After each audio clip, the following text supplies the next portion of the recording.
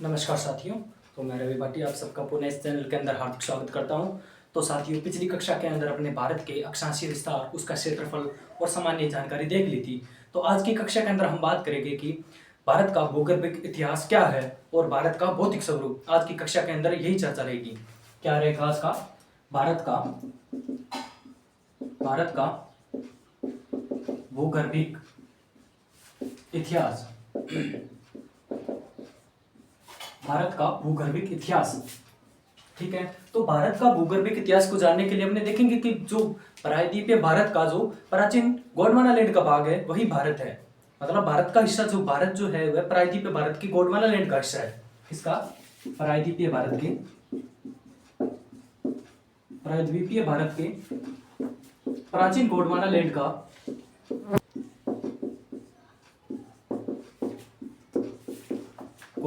का हिस्सा है। ठीक है, और यहाँ पे जो है प्राचीनतम चट्टाने से लेकर नवीनतम चट्टाने भी पाई जाती है इन क्षेत्रों के अंदर। किसमें? इसके अनुसार प्रायद्वीपीय भारत का प्राचीन गोंडवाना लैंड का हिस्सा है और इसके अनुसार यहाँ पे प्राचीनतम चट्टानों से लेकर नवीनतम चट्टाने पाई जाती है। चट्टानों से लेकर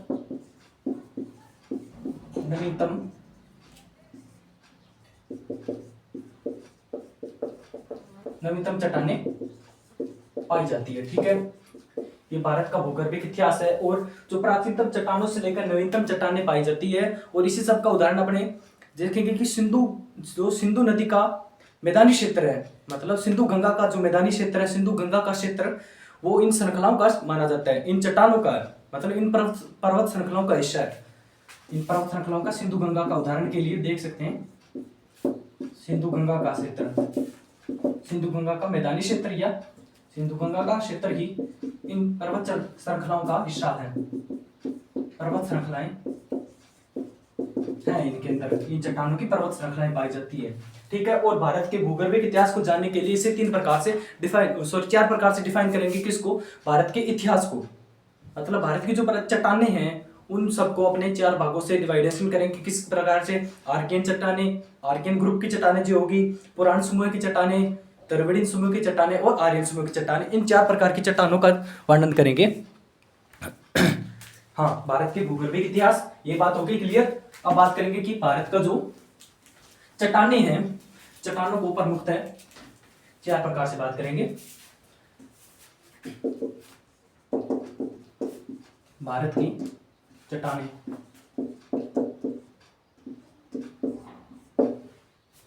भारत की चट्टाने चार प्रकार की हैं। कौन कौन सी? पहली बात करेंगे आर्कियन समूह की चट्टाने। आर्कियन समूह की चट्टाने,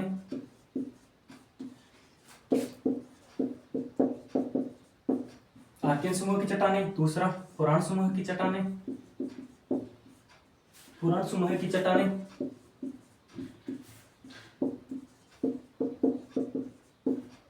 तीसरा कौन सा? द्रविड़ीय समूह की चट्टाने।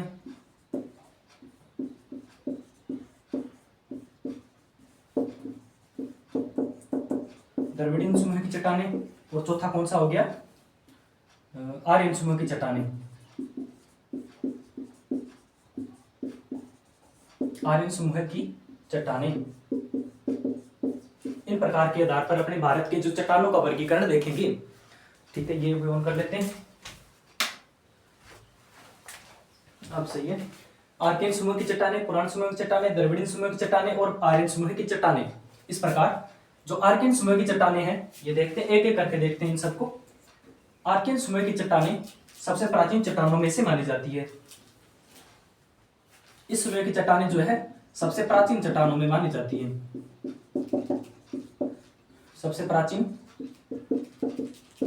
चट्टानों में मानी जाती है। ठीक है, और दूसरी बात, ये प्राचीन चट्टानों में मानी जाती है और ये प्रायद्वीपीय भारत का 2/3 हिस्सा कवर करती है। कौन सी? आर्कियन समूह की चट्टाने जो है प्रायद्वीपीय भारत की, प्रायद्वीपीय भारत की 2/3 हिस्सा, 2/3 भाग कवर करती है। बहुत ही ऐसा कहती है। ठीक है, ये हो गया आर्कियन समूह की चट्टानें। और ये जो आर्कियन समूह की चट्टानें हैं भारत के अंदर किन किन राज्यों के अंदर है, जैसे उड़ीसा, झारखंड, छत्तीसगढ़, पश्चिम बंगाल, तमिलनाडु, इन क्षेत्रों के अंदर अपने आर्कियन समूह की चट्टानों का विस्तार है। किन किन? उड़ीसा, झारखंड, पश्चिम बंगाल, उड़ीसा, झारखंड, पश्चिम बंगाल, तमिलनाडु, इन राज्यों के अंदर अपने आर्कियन समूह की चट्टानों का विस्तार है। और इन चट्टानों के अंदर मुख्य रूप से ऐसा जो है नीस, डोलोमाइट और मैग्नेटाइट, इस तरह की जो चट्टानें हैं वो ऐसे प्राप्त होते हैं इन चट्टानों से। ठीक है, कौन कौन से ऐसे प्राप्त होते हैं इन चट्टानों से? नीस, डोलोमाइट और मैग्नेटाइट। ठीक है, ये आर्कियन समूह की चट्टानों से प्राप्त होते हैं। ठीक है, अब दूसरे पॉइंट कौन से बात करेंगे? आर्कियन समूह की चट्टानों की बात हुई, अब बात करेंगे पुराण समूह की चट्टानें। कौन कौन सी है? पुराण समूह की चट्टानें जो है मुख्यतः अपने ये सब जैसे राजस्थान, महाराष्ट्र और गुजरात और मध्य प्रदेश, इन राज्यों के अंदर अपने ये मुख्यतः देखी जाती है। कौन सी? इसका 2 नंबर पर बात है पुराण समूह की चट्टानें।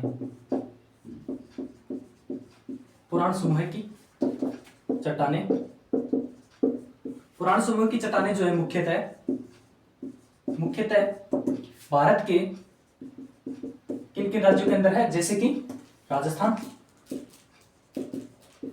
मध्य प्रदेश, राजस्थान, मध्य प्रदेश और तमिलनाडु और महाराष्ट्र।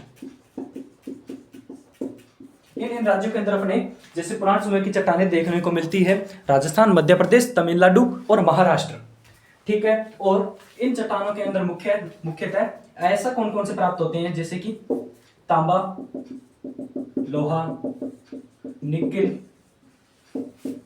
कोबाल्ट, मैग्नीज, इस तरह की जो है ऐसे अपने इन चट्टानों से देखने को मिलती है। किस प्रकार की चट्टानों में?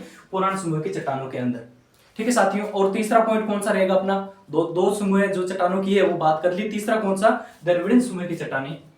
द्रविड़ीय समूह की चट्टानों का जो वर्गीकरण है वह कालक्रम के आधार पर देखेंगे कि जो इनका कालक्रम है कैम्ब्रियन काल से प्रारंभ होकर कार्बोनिक, मध्य कार्बोनिफरस काल तक इसका कालक्रम माना जाता है। किसका? तीसरा, द्रविड़ीय समूह की चट्टानें। द्रविड़ीय समूह की चट्टानें, द्रविड़ीय समूह की चट्टानें, इनका कालक्रम कैम्ब्रियन काल से लेकर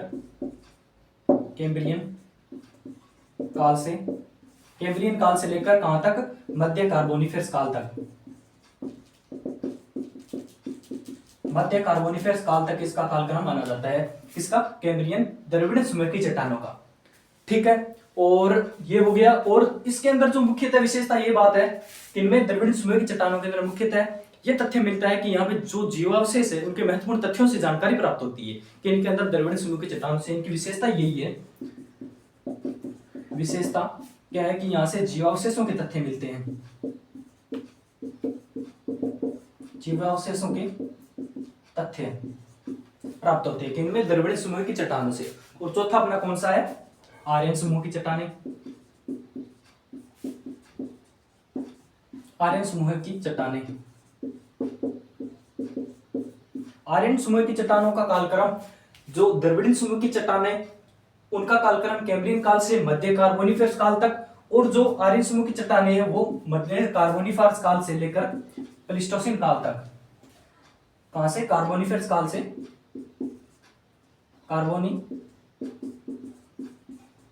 कार्बोनिफेरस काल से कहां तक? प्लीस्टोसिन काल तक।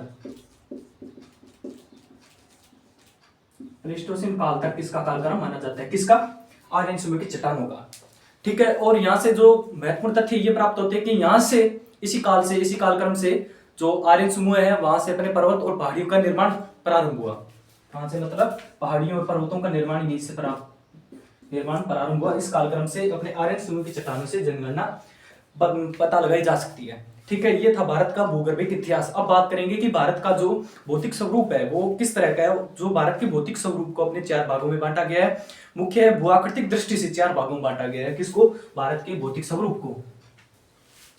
भारत का भौतिक स्वरूप मुख्यतः 4 भागों में बांटा गया है, जिसके अंदर अपने हिमालय क्षेत्र की हिमालय श्रेणियां होगी, काराकोरम श्रृंखलाएं, उनके अंदर सर्वोच्च चोटी कौन कौन सी है, उन सब का अपने बात करेंगे। किसके बात करें? भारत का भौतिक स्वरूप। भारत का भौतिक स्वरूप, पहले अपने ये देखें कि भारत के भौतिक स्वरूप में जो भारत का संपूर्ण क्षेत्रफल है, उनके अंदर भारत के संपूर्ण क्षेत्रफल में से जो भारत के पठारी क्षेत्र है, भारत का पहाड़ी क्षेत्र है, भारत का मैदानी भाग है और भारत का पर्वतीय भाग है, उन सब का हिस्सा जो राजस्थान सॉरी भारत के संपूर्ण क्षेत्रफल का कितना कितना है, तो वो देखें तो अपने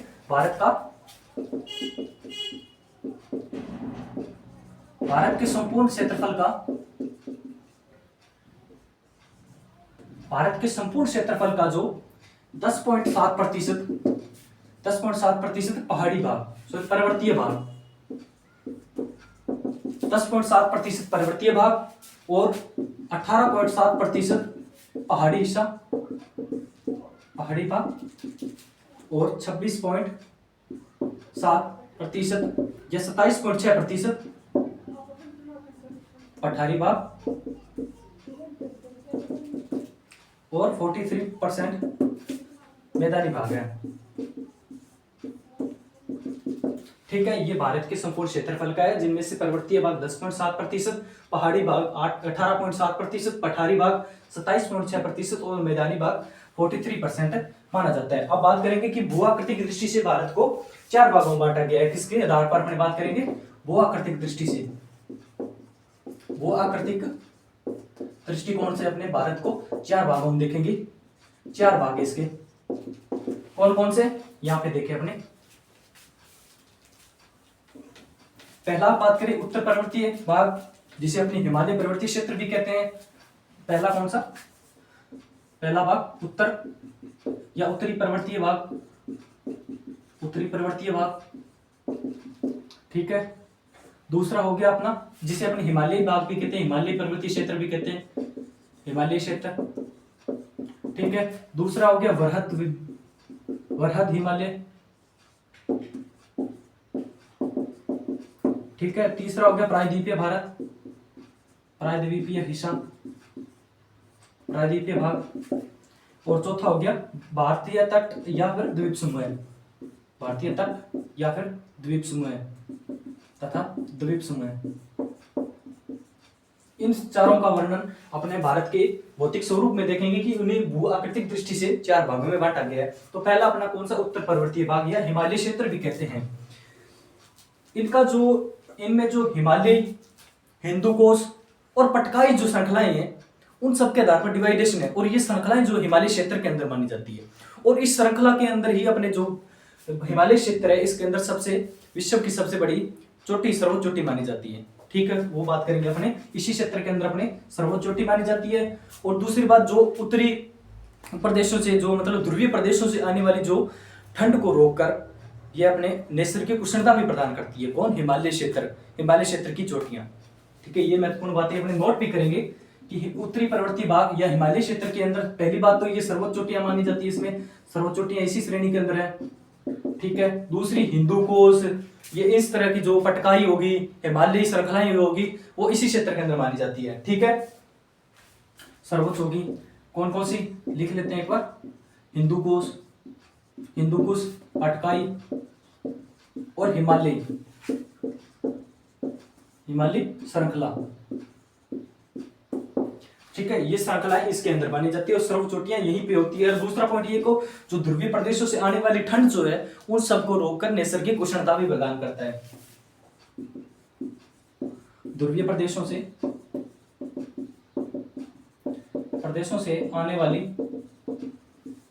आने वाली ठंड को रोककर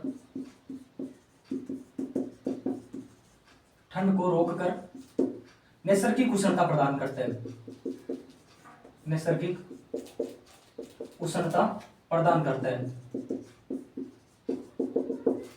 ठीक है, ये है उत्तरी पर्वतीय भागों के अंदर। और उत्तरी पर्वतीय भाग ये हिमालय क्षेत्र को अपने 4 भागों में डिवाइडेशन करेगा। आगे कौन कौन सा, इसको एक बार नोट करने के बाद अपने उन्हीं भागों को डिवाइडेशन करेंगे। किस तरह? पहला हो गया अपने ट्रांस हिमालय, इनको उनका इनमें से महत्वपूर्ण पॉइंट है, ये नोट करना। ट्रांस हिमालय, दूसरा वरहद हिमालय, तीसरा मध्य हिमालय, और चौथा हो गया अपने पास शिवालिक हिमालय। शिवालिक हिमालय, ये 4 भागों के अंदर अपने हिमालय क्षेत्र को, हिमालय श्रृंखलाएं जीवनी के बांटेंगे। तो ट्रांस, और पहली बात तो ये ट्रांस हिमालय और वरिष्ठ हिमालय, इन दोनों को जोड़ने वाले भाग को क्या कहते हैं? Suture zone. क्या कहते हैं? Suture zone. ये महत्वपूर्ण पॉइंट है, थोड़ा सा नोट करते जाएंगे। सचर जोन, ट्रांस हिमालय और वरिष्ठ हिमालय, इन दोनों को जोड़ने वाले भाग को क्या कहते हैं? Suture zone. और वरिष्ठ हिमालय और मध्य हिमालय, इन दोनों को जोड़ने वाले भाग को क्या कहते हैं? Main central thrust. Main central thrust, ठीक है, मेन सेंट्रल थ्रस्ट। और शिवालिक और मध्य भाग को जोड़ने वाले भाग को क्या कहते हैं? भाग को मेन सीमांत दर्रा। मेन सीमांत दर्रा, ठीक है। क्या क्या कहते हैं? ट्रांस हिमालय, वरिष्ठ हिमालय को जोड़ने वाले भाग को सचर जोन, और वरिष्ठ हिमालय और मध्य हिमालय को जोड़ने वाले भाग को मेन सेंट्रल थ्रस्ट, और मध्य हिमालय और शिवालिक हिमालय, इन दोनों को जोड़ने वाले भाग को क्या कहते हैं? मेन सीमांत दर्रा, ठीक है। ये हो गया। अब अपने बात करें कि ट्रांस हिमालय के अंदर अपनी सबसे बड़ी पर्वत श्रृंखला है, जहां पर अपने K2 या कंचनजंगा सर्वोच्च चोटी है। K2 या कंचनजंगा को अपनी सर्वोच्च चोटी मानी जाती है, जो भारत की सबसे ऊंची चोटी है। कौन सी? कहां पे? ट्रांस हिमालय के अंदर। इन्हीं के अंदर अपना थोड़ा थोड़ा डिवाइडेशन देख लेते हैं कि ट्रांस हिमालय के अंदर अपने K2 या कंचनजंगा विश्व की सर्वोच्च चोटी मानी जाती है। वो कौन सी? काराकोरम पर्वत श्रेणी के अंदर मानी जाती है, जो यहीं पे ट्रांस हिमालय में पाई जाती है। काराकोरम श्रेणी की, काराकोरम श्रेणी, या ऐसे इस तरह भी कहते हैं विश्व की सर्वोच्च चोटी। विश्व की सर्वोच्च चोटी कौन सी? K2 या गाडविन ऑस्टिन। K2 या गाडविन ऑस्टिन, K2 या गाडविन ऑस्टिन, जो कि काराकोरम श्रेणी की,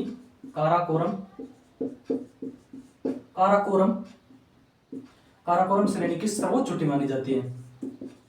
की सर्वोच्च चोटी कौन सी? K2 या गाडविन ऑस्टिन, ठीक है, जो विश्व की सर्वोच्च चोटी मानी जाती है। इसी प्रकार वरिष्ठ हिमालय के अंदर अपने माउंट एवरेस्ट, जो हिमालय श्रृंखला की सर्वोच्च चोटी मानी जाती है, कौन सी? अपने यहीं पे नोट करें, इसको एक बार रफ कर देते हैं। वरिष्ठ हिमालय के अंदर सर्वोच्च चोटी मानी जाती है, कौन सी? काराकोरम श्रेणी की। और हिमालय की अपनी कौन सी? Mount Everest. यहां पे नोट करते हैं, माउंट एवरेस्ट।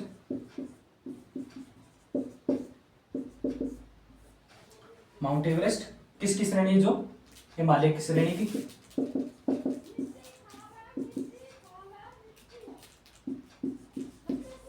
हिमालय श्रेणी की सर्वोच्च चोटी कौन सी है? माउंट एवरेस्ट सर्वोच्च चोटी है, ठीक है। और इसी प्रकार तीसरा मध्य हिमालय। मध्य हिमालय जिसके अंदर माउंट राकापोसी, इस तरह की श्रेणियां भी मानी जाती है, जिनके अंदर अपने सर्वोच्च चोटियां भी है माउंट राकापोसी श्रेणी के अंदर, ठीक है। ये अपने बात करेंगे आगे। मध्य हिमालय के अंदर पहली बात तो पीर पंजाब श्रेणी, और यहाँ पर कोणधारी वन भी मिलते हैं। क्या? कोणधारी वन। कोणधारी वन भी मिलते हैं, कोणधारी वन भी मिलते हैं, ठीक है। और तीसरा चौथा अपना कौन सा? शिवालिक पहाड़ियां, शिवालिक हिमालय,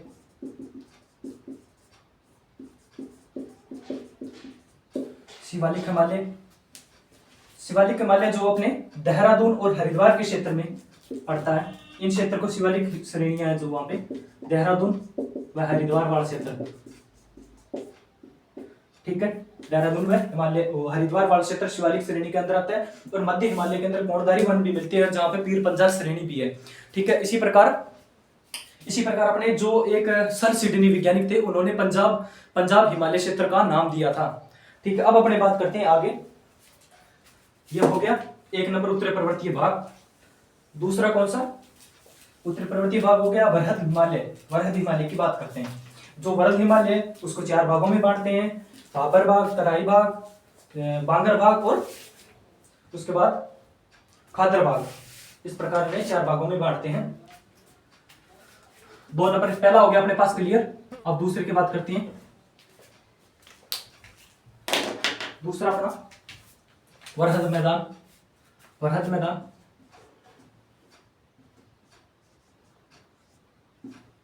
वरहद मैदान वरहद मैदान। उससे पहले एक पॉइंट ये भी नोट करें कि आप अंडमान निकोबार की सर्वोच्च चोटी, ये एक बार एसएससी जीडी में पूछा गया क्वेश्चन था। इसकी अंडमान निकोबार की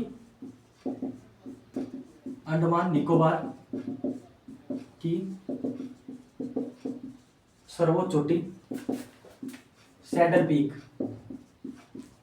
पीक है। ठीक है, इसको नोट करेंगे। अंडमान निकोबार की सर्वोच्च चोटी सैडल पीक है। अब बात करें दूसरा वरहद हिमालय की, वरहद मैदान।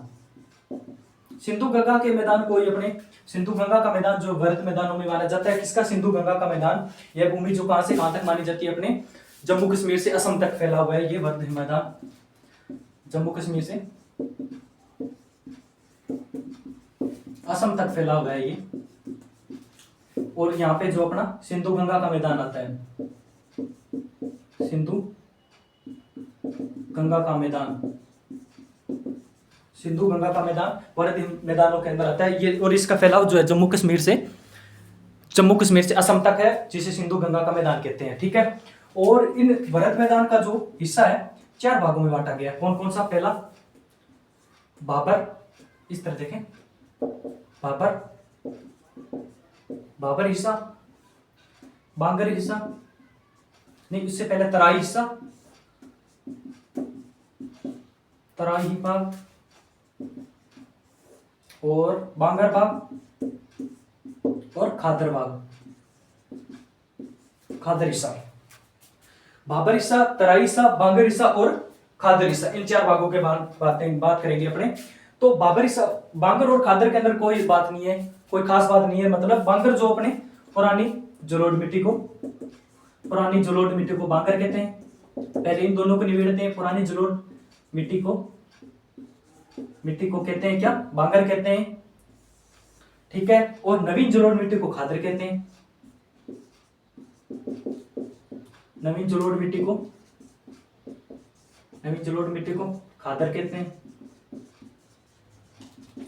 ठीक है, और बाबर जो हिमालय क्षेत्र का जो निचला हिस्सा है, निचला भूभाग है, अपेक्षाकृत उसे अपने बाबर के अंदर मानेंगे। उसके अंदर चट्टानें जो है वो बाबर के अंदर आती है। हिमालय क्षेत्र की, हिमालय भाग के निचले हिस्से में जो अपेक्षाकृत चट्टानें हैं, के निचले हिस्से में अपेक्षाकृत निचली जो चट्टानें हैं वो किसके अंदर आती है? बाबर के अंदर आती है। और तराई वाला भाग रह गया तो पुरानी जलोढ़ मिट्टी और नवीन जलोढ़ मिट्टी को खादर कहते हैं। और नवीन जो मैदानी भाग है उन्हें क्या कहते हैं? तराई कहते हैं। नवीन मैदानी भाग को क्या कहते हैं? तराई कहते हैं। एक बार इसको फिर से रिवीजन देख लेते हैं अपने। क्या कि उत्तरी पर्वतीय भाग या हिमालय क्षेत्र और उत्तरी पर्वतीय भाग हो गया। दूसरा वरहद मैदान हो गया। वो वरहद मैदान में जैसे 4 भागों में बांटेंगे। इसका विस्तार जम्मू कश्मीर से असम तक माना जाता है। और बाबर, तराई और बांगर इसके 4 हिस्सों में बांटेंगे। और हिमालय के भूभाग को जो बड़े चट्टानों से निर्मित है उसे क्या कहेंगे? उसे बाबर कहेंगे।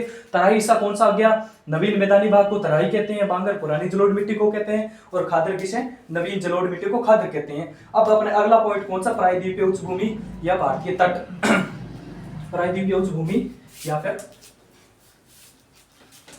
ये हो गया पॉइंट अपना। ये पॉइंट 2 क्लियर हो गए। दूसरा हो गया, दूसरा पॉइंट अपने क्लियर हो गया। अब बात करते हैं अपने तीसरा, प्रायद्वीपीय भारत वाला। प्रायद्वीपीय भारत या प्रायद्वीपीय भाग, मतलब जो 3 ओर से पठारों से घिरा हो उसे प्रायद्वीप कहते हैं। जो 3 ओर से पठारों से घिरा उसे क्या कहते हैं? 3 पठारों से मिलने वाला प्रायद्वीपीय भाग है। 3 ओर से पठारों से घिरा।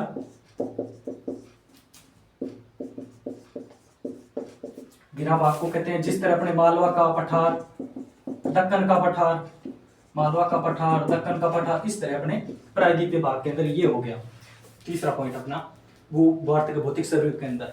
चौथा अपना कौन सा रह गया? द्वीप समूह है।